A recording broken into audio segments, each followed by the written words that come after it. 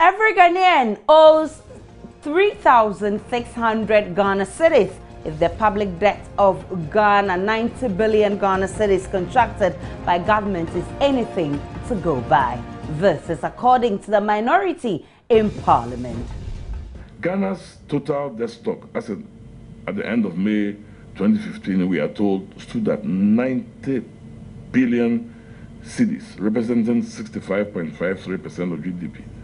67.53, I'm sorry. For a nation that inherited a debt stock of 9.5 billion in January 2009. Let me repeat, 9.5 billion cedis in January 2009.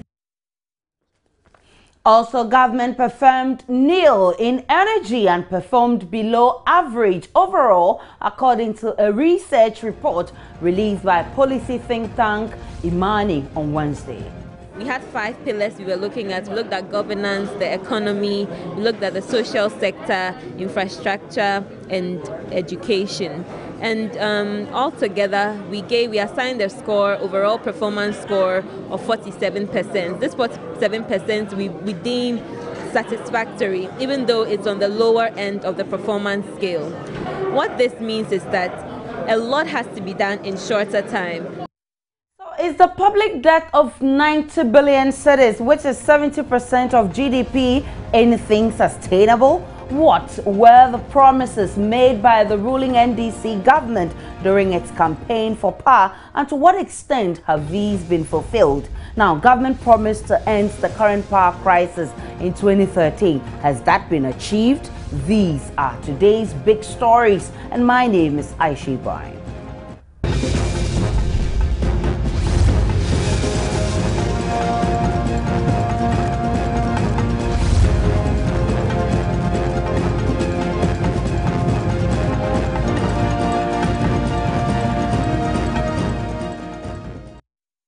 The minority says government's mad rush for loans must stop. Arguing at this rate of borrowing, the government has only crowded out the private sector, making it difficult for them to borrow to expand their businesses to create jobs for the unemployed youth. Let's listen to Dr. Anthony Akutose, who speaks for the minority. While many Ghanaians have experienced the burden of lost hope, unemployment, erratic power supply, the Mahama administration has expanded its borrowing and spending, its debt and deficit. Ghana's total debt stock as at the end of May 2015, we are told, stood at 90 billion cedis, representing 65.53% of GDP. 67.53, I'm sorry. For a nation that inherited a debt stock of 9.5 billion in January 2009.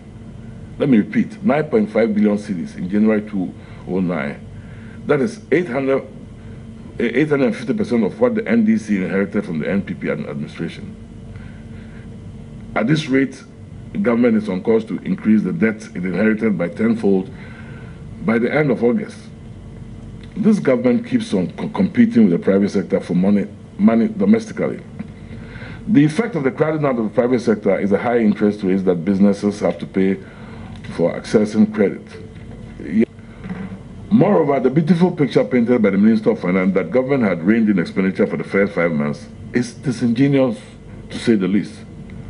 Of course, the numbers will look good if program payments for the first 5 months are in arrears of 157 million to SNIT, 112 million to GET Fund, 191 million to DACF. Besides, capital expenditure is below program levels by about 312 million for the period, which is likely to further dampen growth.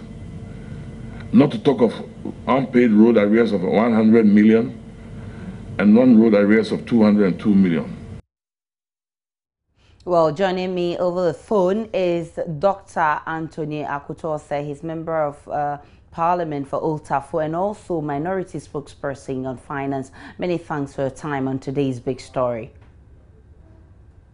Dr. Akoto, you're on today's big story. Yeah. Well, how did you come by the figure 3,600, which you say it's Ghanaian needs to pay? Approximately 90 million divided by 90 billion divided by 25 million. Okay, so let's look at the debt of 90 billion. Is it unheard of? It is. Look, this is how we got into HIPIC in the first place when we got into government in 2001. The evidence around the world, and Greek is a classic example, you cannot borrow your way out of your problems. I mean, and we don't need any more evidence on that. We cannot go back to the situation we had before. So we are signaling government that please don't take us back to where we've been before. It is not healthy for Ghanaians. Our cost of living goes up. Our standard of look. Let me give you a good example. Per capita income for Ghana was about 1,900 in 2011. Now it's down to 1,600. What it simply means is that our standard of living has gone down. That is what we are talking about. Because we are borrowing and we are spending money servicing the debt instead of using it for development. That's all.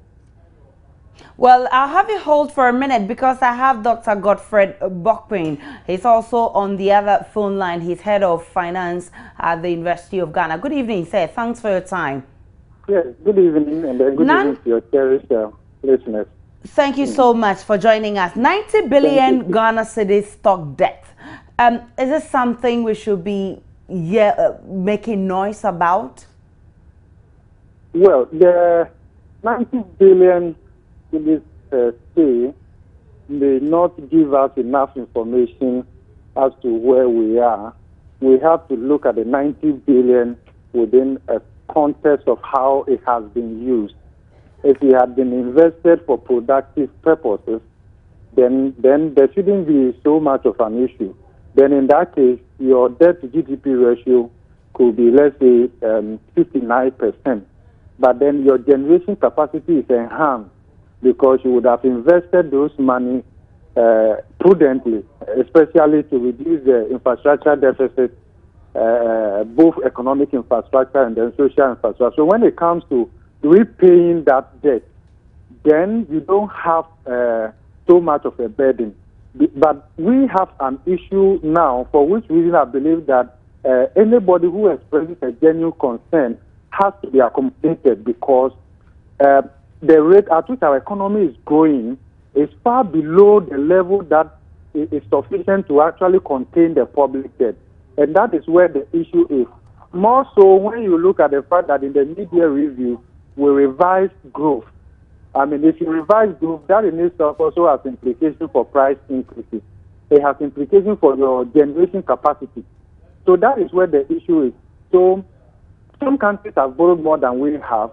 You can point them to their debt. They will also point you to infrastructure, which links individuals and then firms to economic opportunity and acts as a catalyst for economic growth. But we don't have that. What does debt sustainability mean essentially? If additions to your debt to GDP ratio from the primary deficit and then interest payment is fully compensated by real economic growth, I mean, there isn't so much of an issue. Because countries borrow, and countries borrow to smoothen out temporary imbalances in budget. Countries borrow to finance infrastructure, both economic infrastructure and then social infrastructure. So is government borrowing too much? Yeah, so we have to look at it in terms of what is it that we can sustain? What is it that the fundamentals of the economy can actually sustain? If you look at it in that context, then we will say that we have to be a little conscious as to how much we add to the public debt now until we are able to, perhaps, if we have the financial resources, I mean, do something about the restrictions on the growth drivers of the economy. If you look at all these things within the context of energy crisis, which is also affecting productivity right, and affecting government's own revenue envelope and their ability to service the debt, Right. then you realize that there's an issue for which, but really, what are we talking about here? You see, if you look at our revenue envelope and you look at how much debt servicing takes, how much goes into wages and salaries, gratuities, and all of that, we are left with something very small to actually do capital investment.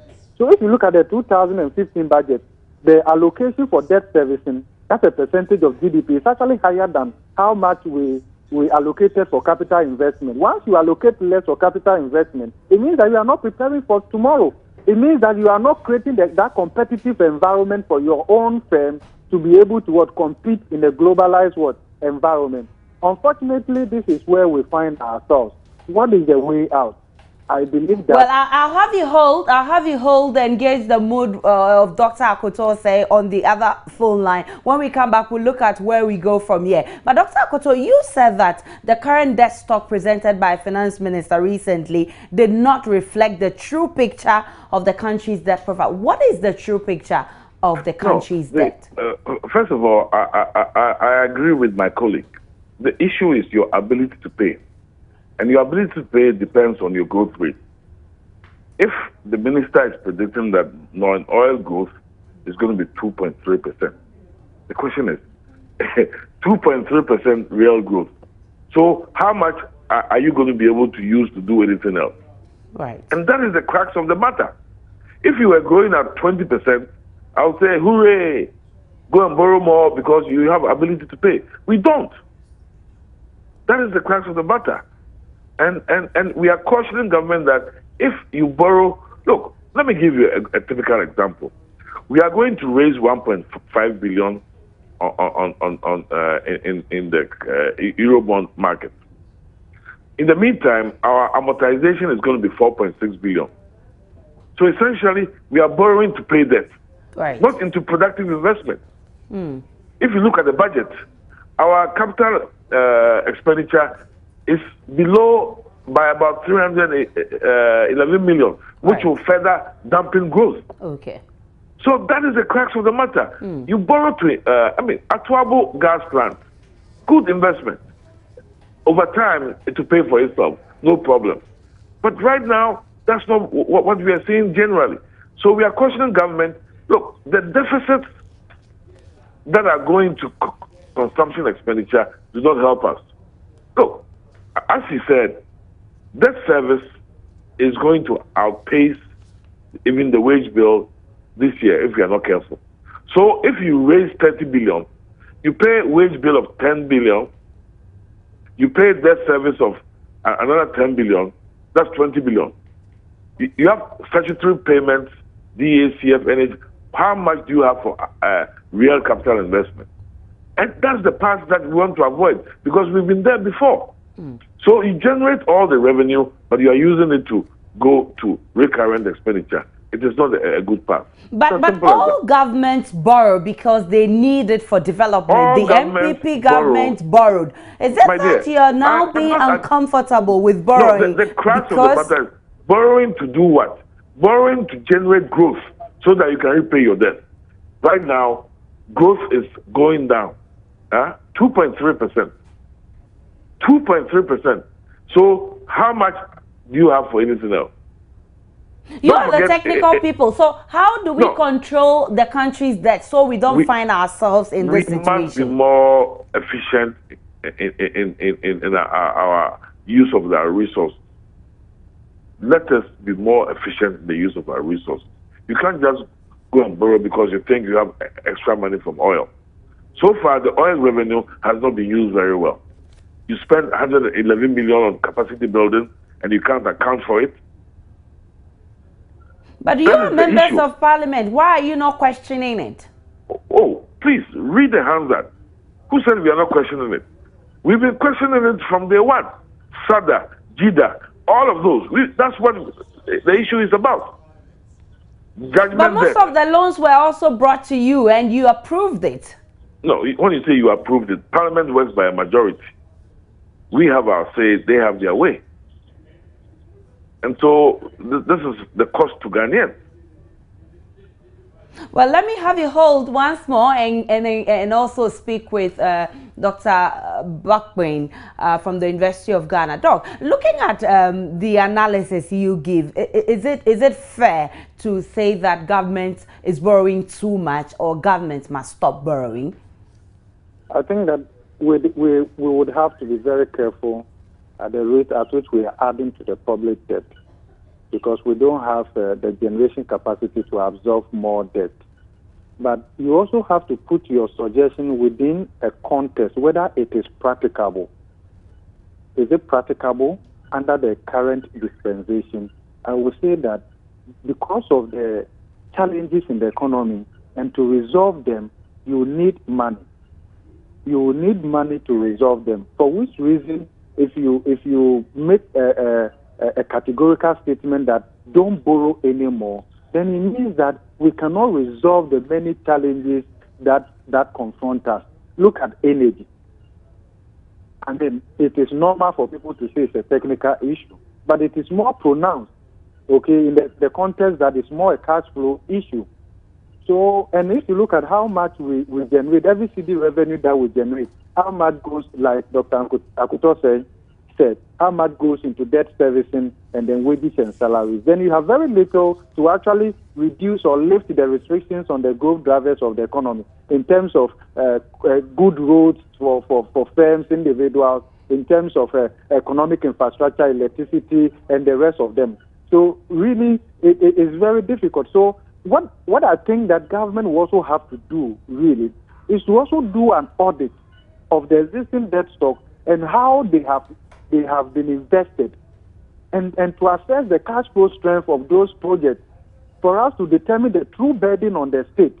I agree that, yes, public debt or the debt to GDP ratio is also a measure of our debt burden. In other words, how hard would it be to pay off all our public debt with 1 year's national income, okay, which is also historical. Right. But we borrow against future cash flows. So if you can predict with a certain level of certainty the future cash flows, is that okay? Then we don't have a problem. Right.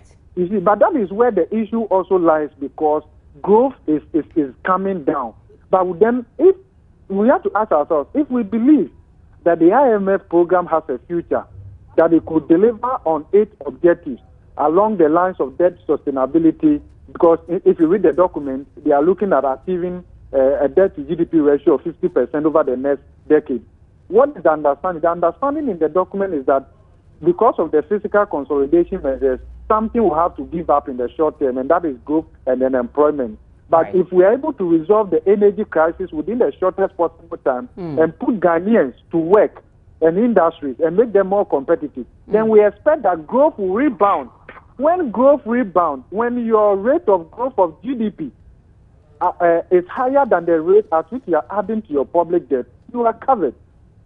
Okay, because that sustainability essentially implies that additions to your debt to GDP ratio from the primary deficit and then interest payments should be offset fully by real economic growth and then stimulate essentially the difference between the value of money and the cost of printing it, which usually remains very low. Okay, well, so Dr. that is along the lines that perhaps we have to look at it, and then this will also serve as a lesson to everyone, both those in government and then those in opposition. Right. You see, I mean, these are perhaps feedback of our own economic policy prescriptions, also along the lines of debt usage. Right. Okay. And I haven't been too happy with the level of inefficiencies in public investment. Right. Okay. Contract overvaluation. I mean, they may look petty individually, but collectively, it's taking a toll on the nation. Right. Which we all have, because you might have borrowed and say that you are investing it in this. I think government needs to really sit down and look at that, so that we can at least move from this high debt. Precisely. Yes, public Yes, debt. Many thanks to you, Dr. Yeah, Godfrey Buckman, for your input in today's big story. Back to you, Dr. Akuto Osei. Let's look at how we can service these debts and then how we can also move from this situation going forward. I think we are all saying the same thing. We need to sustain the economy. And we can only do that by growing the economy.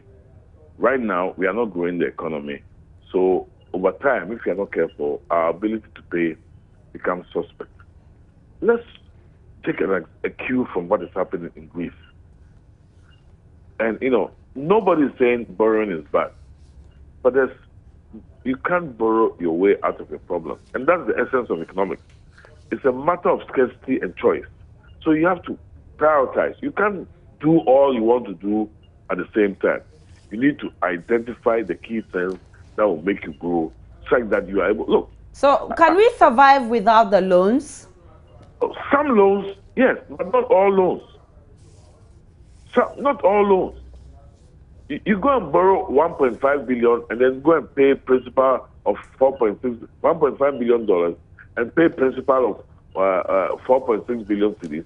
You cannot survive. Well, many thanks to you, Dr. Antonio Akoto. We really appreciate your time on today's big story. Also, this evening, government performed nil in the energy sector and also performed below average overall, according to a research report released by policy think tank Imani on Wednesday. So, the minority has said their own, and the policy think tank also says government must set up. Let's listen to their research team.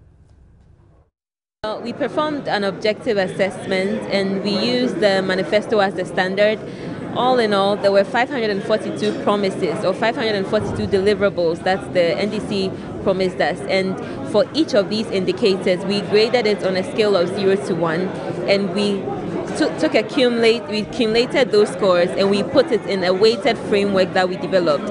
We had 5 pillars we were looking at. We looked at governance, the economy, we looked at the social sector, infrastructure, and education. And altogether, we assigned a score, overall performance score of 47%. This 47% we deem satisfactory, even though it's on the lower end of the performance scale. Now, this can be interpreted two ways. The first is you're looking at the time frame for implementation. You have 4 years to implement all the agenda and the manifesto, and you've had 2.5 years. The NDC government has 2.5 years, and during that period, they've executed 47%, and for the remaining 1.5%, they have to implement the remaining 53%. So what this means is that a lot has to be done in shorter time. So there has to be very smart allocation of resources to these indicators. Certain things have to be prioritized, and certain areas have to be given the necessary attention. And so, all in all, we believe that this performance is satisfactory. It could have been better. It could have been higher.